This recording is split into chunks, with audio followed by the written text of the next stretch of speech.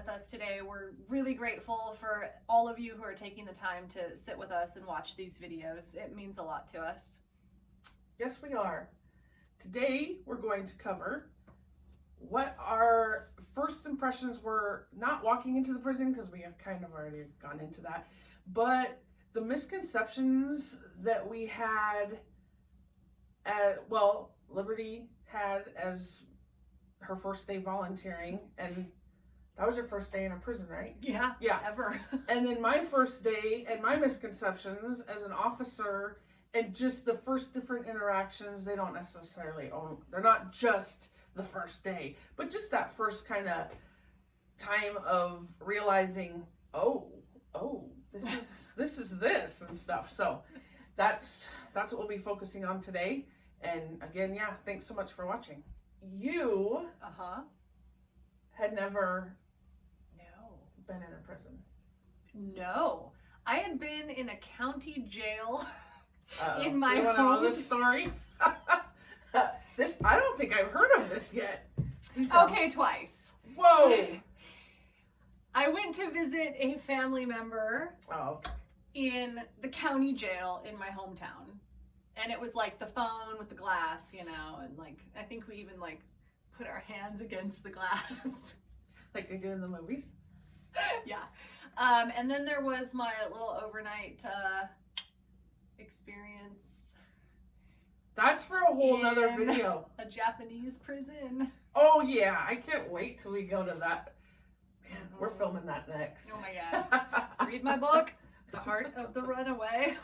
That's animal rights, man. It gets you in trouble every time. But anyways, yes, going into the prison here was my first legit experience walking into a prison. Well, so what was your first time in there? Was that community meeting? No. Okay. No, that was months after when we did that community event. I went in to meet with one of the guys, the prisoners, the first time, so that he could explain to me the restorative justice initiative that had just been started within the prison. And so I went in to meet with him so that he could explain it to me. And that was my first time ever hearing the term restorative justice. Like that's how green I was. Like he had to actually explain to me what restorative justice was. Because I had never heard the term before. Right. Okay. So when you first walked into the prison, and where did you meet the prisoner? In the education hall. Okay. Mm-hmm. Okay. So you weren't actually in a mod or anything like that? I didn't go to a mod my first visit. Okay. So were you in there with an officer, with a bunch of people, just the prisoner? How did that feel? The superintendent was with me. And I talked in our first video about he and I walking across the gym and me scampering behind him. And then we went into the education hall and met with the prisoner. And the education hall, it's a short hall, and there's like classrooms on either side. And so the superintendent took me into one of the classrooms and sat me down in a chair with the prisoner. And then the superintendent sat there with us for a while, but then, we just talked and talked and talked. And the superintendent would get up and walk out of the room, close the door behind him. So it was just me and the prisoner sitting in this concrete room with the door closed. But I didn't even think about the fact that I was alone in a room with an inmate with the door closed until I left that day. Because there was, after, getting through that first initial, like walking into the prison, all my fear went away after that. And I was so wrapped up in what the prisoner was telling me about restorative justice. It was so profound to me, and he was hitting on all these nerves, that things that have always meant a lot to me. Like, I've always been a huge advocate for forgiveness. And then here I was sitting with an inmate talking about restorative justice and how forgiveness is a huge part of that. And so it didn't even cross my mind that, oh, the superintendent Right. walked out of the room and closed the door. You weren't like, oh my God, anything like that? No. That's awesome. No, and the first time I met this particular prisoner, you know, we were outside the classroom, the superintendent introduced us, and I wasn't sure if I was allowed to shake his hand or not, if I was allowed to have physical contact, and so I didn't shake his hand. Mm-hmm. And then the superintendent took me into that classroom and sat me down, and I kind of quietly said to him, like, is it okay to shake his hand? And he said to me, he's a human being, isn't he? Which kind of made me feel like a dick for not shaking his hand. But right? I But think you were trying to follow the rules and make sure that you weren't going to get anybody in trouble. I mean, because what's the prison etiquette? I don't know. And so I didn't want to get the prisoner in trouble. I didn't want to do anything like, oh my gosh, she just touched an inmate. Kick her out. I didn't want to get anyone in trouble. So, but now I shake their hands all the time. So. When we can go in there. Well, right. So I will tell you that when I first started at the prison, I did kind of think that I was gonna that it was gonna be very funny, hands off, but that it was going to be a lot less being around prisoners or amongst them and more supervision from afar. And then I go in and there's prisoners all around, and then I find out, well, no, we have mod officers, and they're the officer that's in one of the mods with, it can be up to 64 prisoners. In fact, I have a little diagram right here. Here, I'll be your Vanna White. Okay. Of the prison, the mod setup. So for most mods, you have a control room right here, and then What's a control room? a control room is, those are the people that open the doors. They open this door, they can open all the cell doors. You don't walk up to a door and, okay, no, you have to wait. So that was one of the things that my very first day when I was a mod officer, and I walked in there and I hear the door shut and I'm like, now, I did have a trainer. There was someone with me. But still, I was thinking, I'm going to have to be in here. And I hope they hear, what if they take my radio? How will I, all those things do go, well, they went through my brain because I had been taught fear, and, they're all trying to get you. So be very careful. Don't let anyone get behind you. That's really hard. You'll see. So the mod officer's desk is right here, and there's a little kitchen area. We call it a kitchen. There's a sink, there's a refrigerator, and there's a microwave. Sometimes there's 2 microwaves, and they all share all of that. They share refrigerator space. They usually put their food and stuff in paper bags and put their names on it. It's like a dorm in college. Yeah. Label your food. Yep, exactly. So you have that, and then what you have is you have an upstairs and a downstairs. One set of stairs goes here, one set of stairs goes there. So on this side you have 6 cells. Okay, we didn't have a big enough whiteboard. On this side you have 10. And in the corner, because these are actually not behind the cells, but they're in the corner, you have a shower, a mop closet, and another shower. Then you go upstairs. There's a laundry room. There's 2 washers, 2 dryers. They share them. They break all the time because 64 prisoners sharing 2 washers and 2 dryers. Mm-hmm. Yeah. So I was always putting in work orders. So then same thing upstairs, you would have shower, mop closet, shower. And the showers have little windows like this, but there's no glass. It's like that little grating. And they would usually hang or stuff a shirt or something so you couldn't see in there. So you would walk by there and you'd hear someone in the shower. Sometimes if they're in there during count time, you'd be like, hey, are you in there? Yeah, all right, I'm locking you in because, like, you know, whatever. But so that's what you're doing. You're in a mod, and when I walked in and thought, okay, can't let anyone get behind me. I gotta always be aware of everything going on. All of them are bad and they want to do something bad to me. It's overwhelming. Yeah. And that kind of fear lends itself to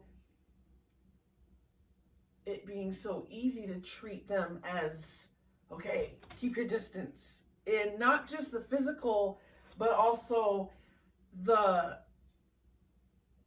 just in talking to them, and, you know, always keep that distance between them. So for a brand new officer, yes, you do need to learn, because you need to learn. There are manipulative people, no doubt. There are those people who you don't know. You don't know if they have mental health issues, and so you need to watch and see if they're on their meds and if they're acting normally. So, sorry. Yes, as a new officer, there's a lot that you need to get under your belt first before you start. Okay, I'm gonna begin to I guess have a little more trust. But I wasn't taught. Learn the prisoners, learn who they are, get this stuff, kind of, you know, get the knowledge, and then start mentoring. No, it was, and then you won't like them even more. And, you know, just that whole, you'll see that they are just pieces of shit. And so when you walk into the mod and you're in charge of it and that's what's in your head, it's a little overwhelming. So. Yeah, and I think it's a different perspective as a volunteer. Because yes, I was terrified to go in there. Yes, I was worried about etiquette and safety and all of that. But I quickly learned that, like, I have no control over them. I am no one of authority. So they weren't as reserved with me, I think, as they would have been towards a correctional officer, especially a new one who they didn't really know. But with volunteers, like, volunteers are almost revered by the prisoners because we are taking our time to come in and interact with them. And they were always so grateful for that. So I was treated almost like a celebrity when I walked in there because I was no one of authority. Right. So tell me, your first kind of interaction with prisoners, pretty good. How was your first interaction with staff? Was that what you thought it was going to be? Do we really want? Yes, it's all part of the why we need to change things, because if we don't discuss this stuff, people don't know, oh, well, yeah, that probably is not going to help, or, you know, is why things are like this. So, I mean, it was... We won't name names. No, and I don't really remember a lot of their names, but it was pretty divided as far as the staff goes. Some of the staff was, you know, super supportive of me coming in, of volunteering. You know, they really tried to work with me to get the most out of my visit for the guys. The other half of the staff thought I was wasting my time. They weren't nice to me. They were very cold and reserved. I mean, no one was an outright dick, except for that one guy. But it was very half and half, you know. A lot of them thought I was wasting my time or was in there searching for a man. But then the other half thought I was doing something great and really tried to help me help the guys. Okay. No, I was just, because what were you thinking, or did you have a preconceived notion of how you were going to get treated by staff, or did you just have no idea? I had no idea. I didn't even think about the staff. That didn't even cross my mind. Like, how would the staff treat me? Because in the beginning, I was so consumed with that fear of interacting with inmates. that I didn't even realize or think about the fact that the staff might not want me there. And, like I said, there were some of the staff members that did not want me there, and I do see their point of view on some level, because the one staff member in particular who did not want me there, he told me, if something happens to you on my shift, that's on him. And so I do get that. I'm his responsibility. If shit goes south with the inmates while I'm there and I get hurt, it was his responsibility to protect me. So it just kind of added this extra layer of difficulty to his job. So I do understand it, but also don't be an asshole to me. Well, here's where some of that comes into play, is because he's worried about, I have to protect you. Now, I wonder if he would have been so worried if he had the total respect of the prisoners. Because I know that once I got that whole mindset change and stuff, and gained that respect from the prisoners, if I said, hey, Liberty Miller's coming in here, and they wouldn't have known who Liberty Miller is, if she was brand new at that time, they would have been like, all right, Miss McCarty, we got you. Nope. And they would have made sure they were on their best behavior. They would have made sure that if there was someone in the mod that they needed to keep an eye on, because sometimes you just never know who's going to be in there. But they would have done that, because respect goes so much farther than, hey, piece of shit, you better do what I say, or I'll send you to segregation. So that's interesting to me as I think about the different dynamics of, again, why we do the same thing over and over and over and think it's somehow going to work, and yet you see different ways that do work, and why aren't we doing this?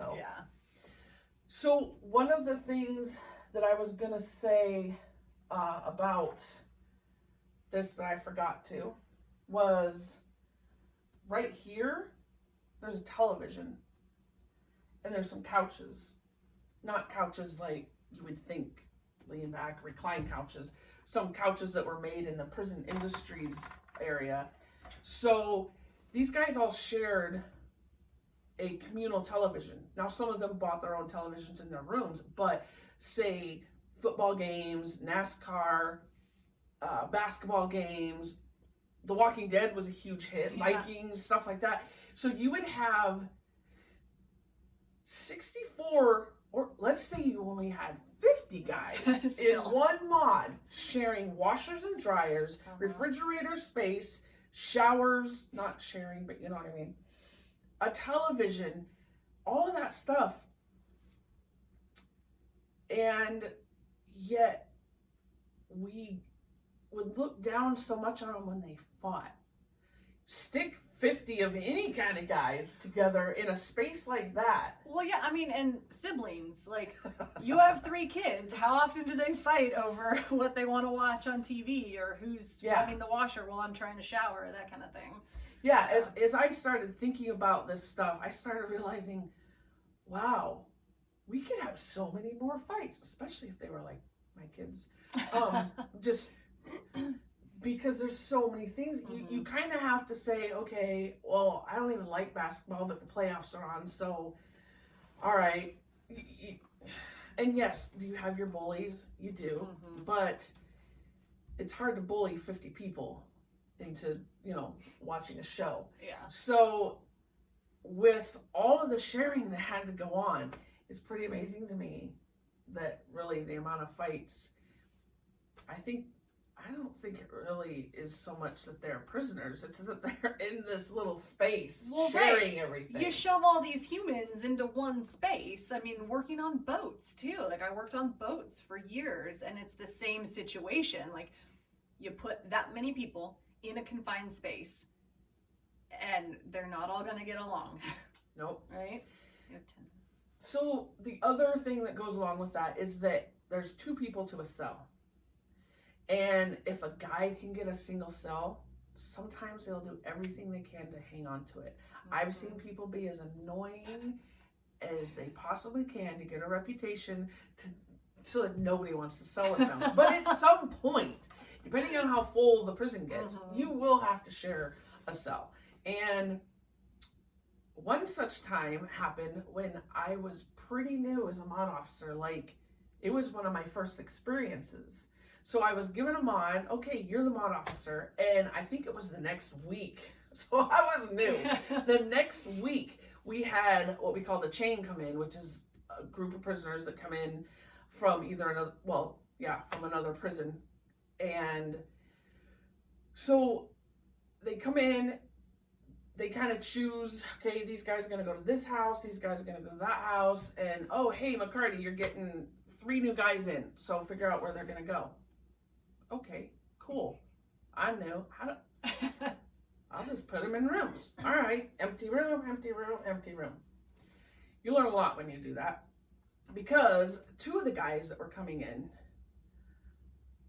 did not like each other at all. But I had a whole empty cell, and I was like, oh, they can room together. It'll be perfect. So I tell them, hey, you guys are going to be here, and right away, I'm standing in this mod full of prisoners, like over here. Hey, you guys are going to go into, I believe it was room 6. It's crazy what you remember, actually. And right away, they look at me and they're like, I'm not selling with him. They almost said it at the same time. Yeah.